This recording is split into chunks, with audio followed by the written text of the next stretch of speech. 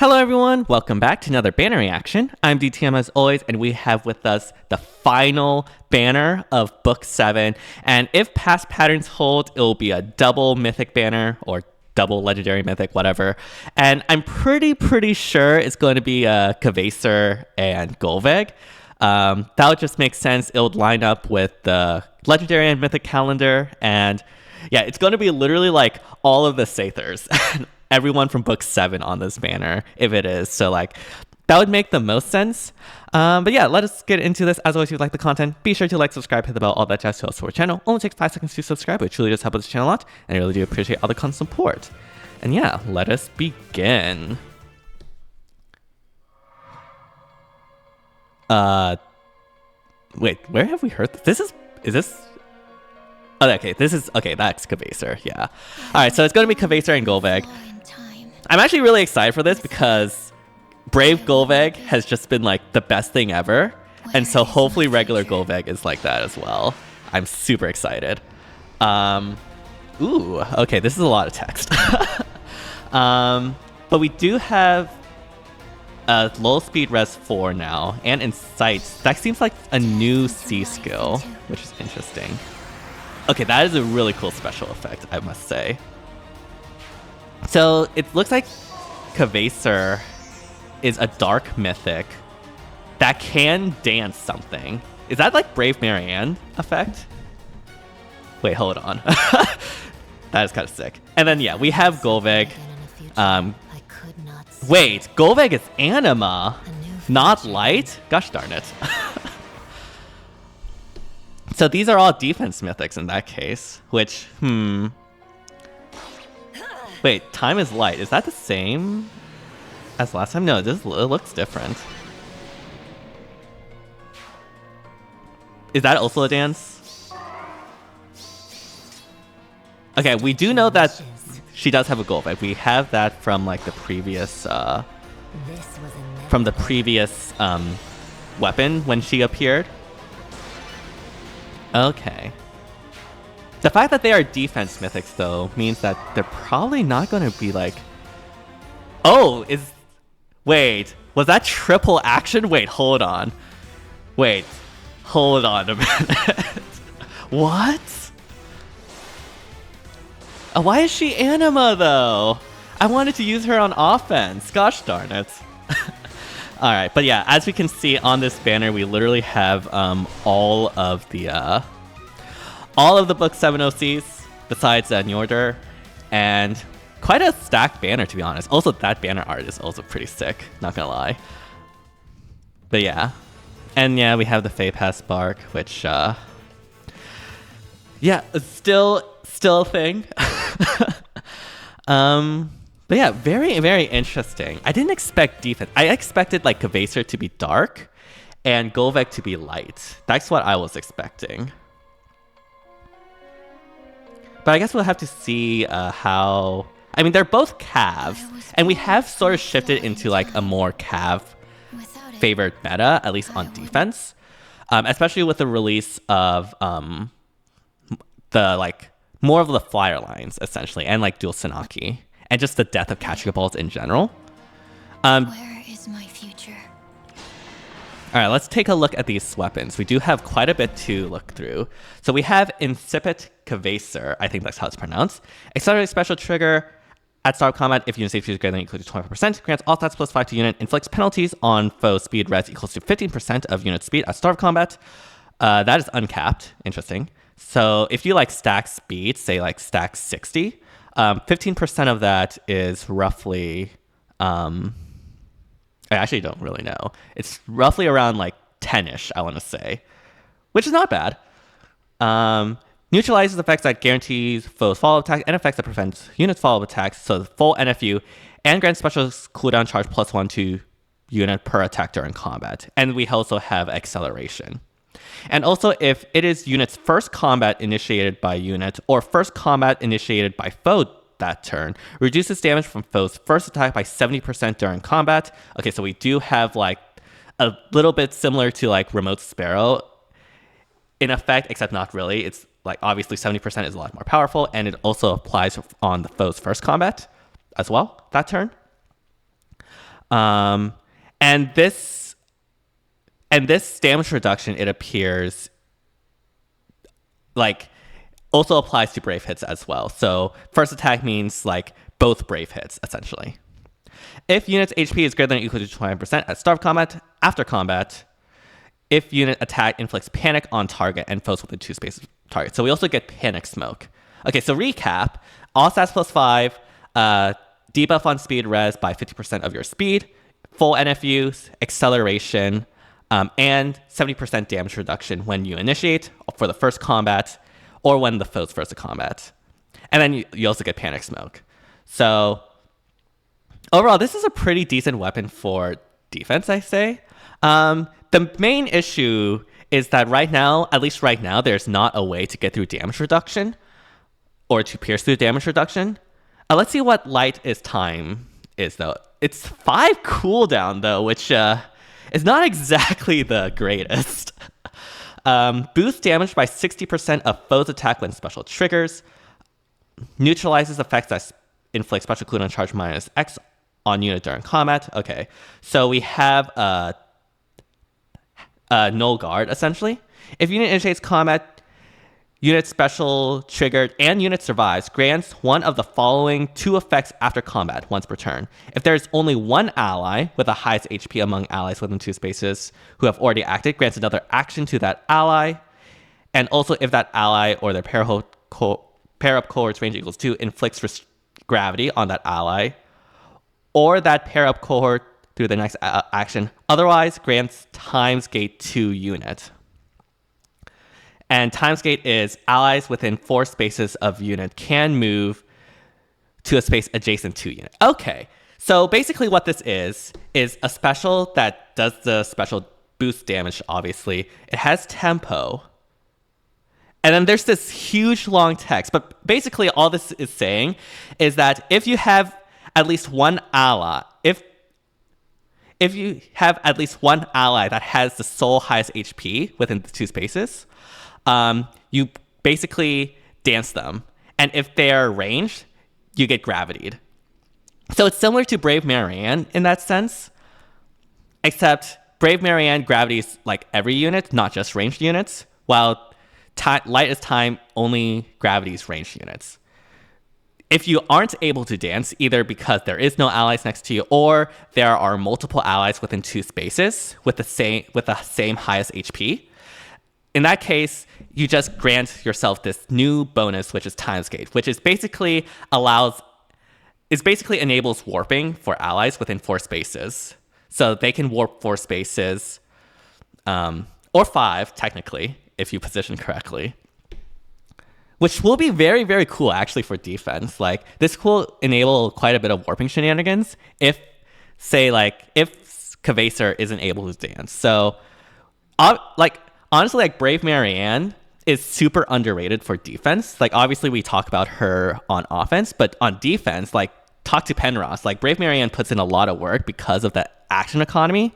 And so Light and Time providing that action economy will also be very, very strong. So I think Kvasir is actually going to be a very, very strong Dark Mythic, which is really, really cool. But again, the big issue with Kvasir right now is that she doesn't really have a way to get through damage reduction.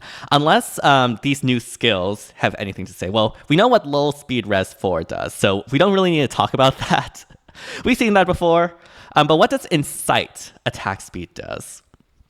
At start of turn, if number of allies adjacent to unit is less than or equal to 2, grants attack speed +6 and incited 2 units for 1 turn. If number of allies adjacent to unit is less than or equal to 1, grants attack speed +3 to unit during combat. Okay, so I don't know, that's kind of anti-synergistic to defense, because normally defense formations, they're right next to each other, but I guess in something like a cav line, at most, you would have 2 units adjacent to you. But what does Incited do? If unit initiates combat, grants bonus to units stats equals to the number of spaces from start position to end position during combat. Max 3 that turn only. Wait, what? Just 3? I thought there was going to be a multiplier, like Clash. Okay. Huh, interesting.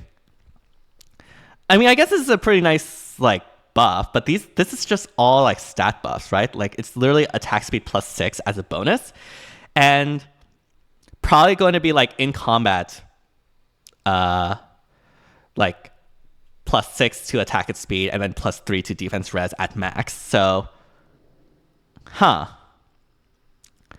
like you compare this to like Pledge or Oath, I don't think this is it. So again, at least according to this kit we have right now, there's no way for Kvasir to get through damage reduction, which again is the main hindrance right now for Kvasir, especially considering the fact that we don't have a mage special. Not that she would probably want to use it because she does have a preference special, but again, like the lack of damage reduction piercing on her kit will probably hold her back. That being said though, like she does have a lot of damage reduction and can be used as like a warp beacon, so she will probably be able to survive quite a bit of things. But yeah, not getting through damage reduction is kind of an issue. But I think she'll still be strong. Again, being that warp beacon being like adding action economy, like that alone has a lot of value on defense. But she's not going to be like Omega strong or anything like that. She's just going to be pretty good, I'd say. And yeah, we can see here the dance. And there was no gravity because Nerthus is melee. It's going to be interesting though, because like mostly on defense you want to use ranged units. So I don't know about that, honestly. Alright, what does Gullveig have? Alright, we have Quietus Gullveig. I believe this is the weapon we saw with her as an enemy. Accelerate special trigger. If unit initiates combat or foes HP is greater than or equal to 75% at start combat. Grants all stats +5 to unit. Grants bonus to unit's attack speed equals to 50% of unit speed at start combat. And neutralizes effects that guarantees full follow-up attacks and effects that prevent units follow-up attacks during combat. If unit initiates combat, reduces damage from foe's first attack by 70% during combat, and restores 7 HP to unit after combat. If unit initiates combat, grants another action to unit after combat, and inflicts restricts movement to one space on unit and pair up core through the next action. Okay, so yeah, this is basically the same as the one in the story. So basically, like all stats +5, you get a bonus to your attack speed equals to 50% of your speed. You get full NFU. And you get 70% damage reduction on foe's first attack. You get healing, which is anti-synergistic to Gale Force, but it's okay apparently because she's Anima. And she also grants like, she has the Gullveig effect, basically. She's like Brave Gullveig in that she gets another action for free with gravity applied to her. And again, this is pretty much all similar to what we've seen in the enemy unit of Gullveig. But what is new is Time is Light, which is opposite of light is time. But what does this do? Boost damage by 45% of unit speed when special triggers. Okay, that's just the boost damage portion. Neutralizes effects that inflict special cooldown charge -X on unit during combat. Okay, so we have no guard. If unit initiates combat, after combat, if unit special trigger and unit survives, grants another action to unit and inflicts restrict movement to one space on unit and paracore through the next action. Okay, so this is the second triple action unit. So we have an action from Quietus Gullveig and we have an action from Times of Light. So this is triple action. The first one to be able to do it since Edelgard. Because like obviously it's only legendary Edelgard, fallen Edelgard, and summer Edelgard that previously were able to do triple action. Now you can do it with Gullveig as well. So that is really cool. Again, it's super unfortunate that she's Anima. This would be so cool for offense. Like what gives? Like imagine like the Gale Force plays.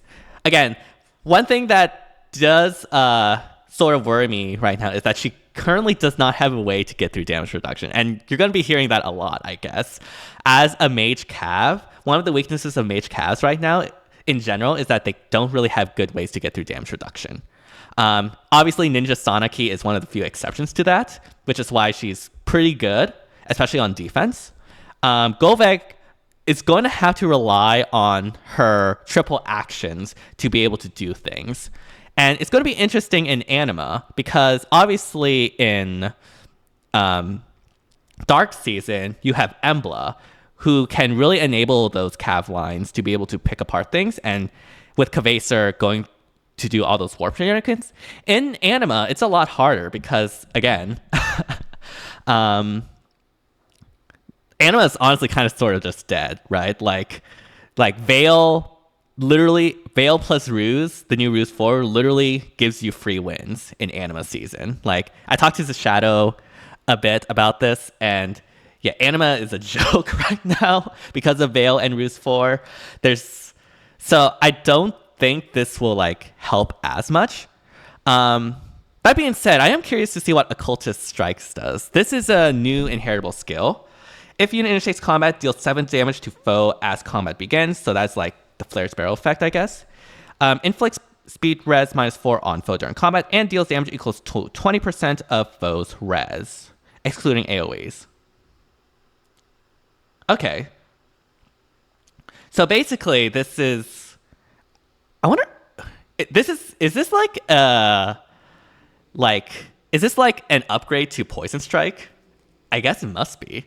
I would be very curious to see what the inheritance restrictions of that will be. But yeah, it deals 7 damage. Is like as combat begins. That is similar to like Flared Sparrow. You get some stat debuffs and you deal damage. You get some true damage equal to 20% of foe's res. Okay, not exactly true damage, but it is true damage. It is true damage. It's just based off of the foe's res, which is kind of anti-synergistic actually with the speed res -4. That's interesting. But yeah. Okay. And we also do have Flared Sparrow. So Gullveig does come with Flared Sparrow. So that would be another source of Flared Sparrow. I guess Flared Sparrow will be Gullveig's thing. We'll probably see a New Year's Gullveig with Flared Sparrow at some point. Quote me on that. But yeah, this is interesting. Like, again, the big problem with Gullveig right now is that she can't get through damage reduction. But maybe with the damage reduction in her kit, she can survive. And with the triple actions, she can warp in like Wings of Mercy units that can like just absolutely destroy the offense. It remains to be seen. We'll have to test this out, and we'll have to let the ARD cooks cook things up with them. We'll see. But yeah.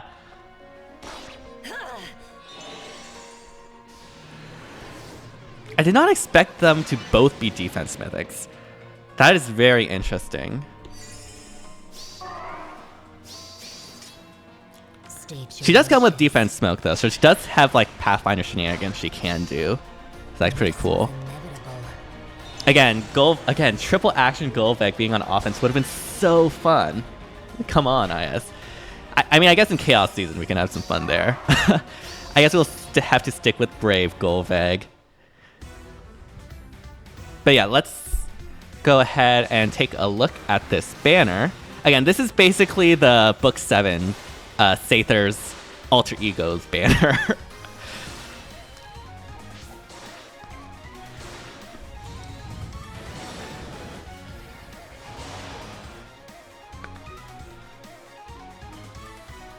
All right, so let's see the colors.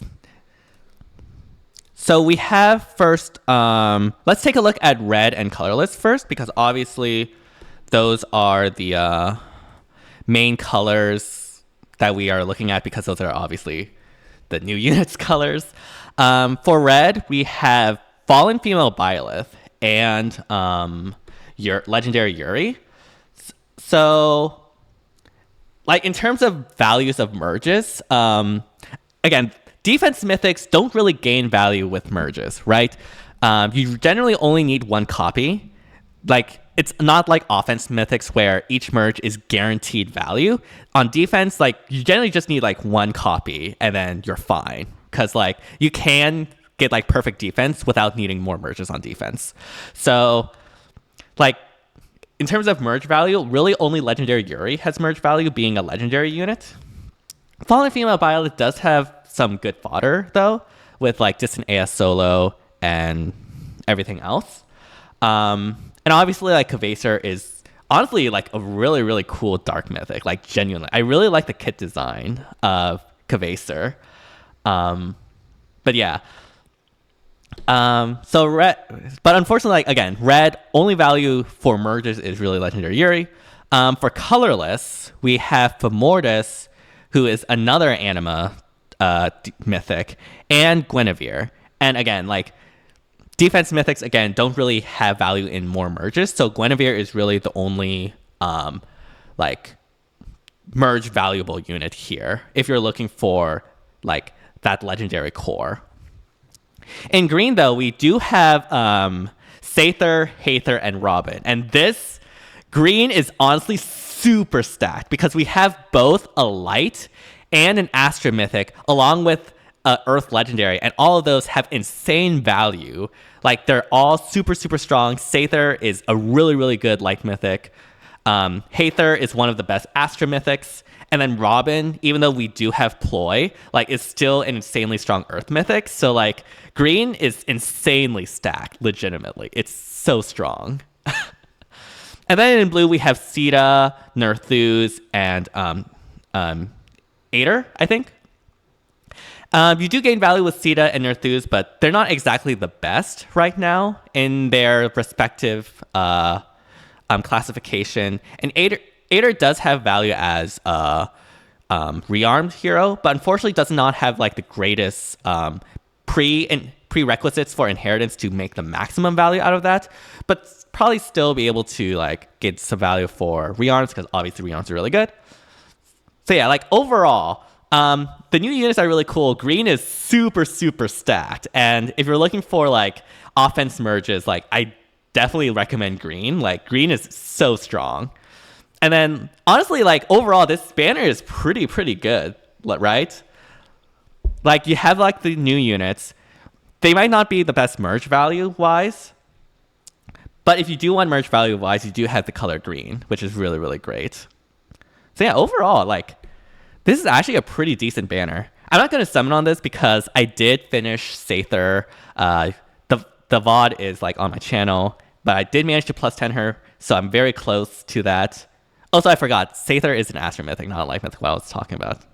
Okay, there's going to be like a bunch of comments about that now. Yeah. But yeah, overall, like pretty stacked banner, not going to lie. All right, let's go ahead and take a look at the Mythic tier list, starting with Dark and Kvasir. So, I mean, Dark Mythics are... I don't think... Dark Mythics are pretty set in stone when it comes to like perception. Like obviously Medius and Emblem are at the top. I don't think anyone would argue otherwise. In A, we have the nukes that can do stuff like Bramimond, who is kind of underrated actually. Yune, who despite no longer being like the best nuke is still a pretty good nuke. And then Triandra just being a dancer. Mythic dancer is always good. In B, we have Hel, which I raised from C because of her remix. I don't think she's like that great on defense.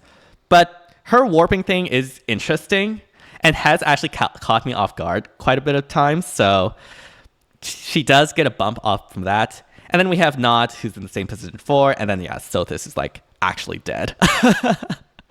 So where would I rank Kvasir? Again, like it really depends on how like the matchups go because I'm kind of concerned about the fact that she can't get through damage reduction. But I do think that... her gimmick of providing action economy or being a warp beacon does make her above Bramimond and Yune. So I think I would probably put her here. I don't think she'll be as good as Medius or Emblem because Medius shutting down Bolt Tower is one of the most valuable things right now. Bolt Tower is insanely strong, so being able to shut that down is really good. And then Emblem just denying saviors is like really, really good. As opposed to that, like Kvasir does have some nice warping shenanigans or dancing shenanigans, but I don't think it's as valuable as those two. That being said, I do think she's more valuable than Bramimond, Yune, and Triandra, especially as we shift more towards cav lines. she just slots in really well with that. So I'd probably put her at the bottom of S, maybe above A. I'll give her the benefit of the doubt because, again, I do think the warping shenanigans, like, you can cook some really cool things with that. So I'll put her in the bottom of S. Again, we'll need to get her in the game and do some testing, so take all this with a grain of salt. This is definitely not a hard and fast tier list by any means.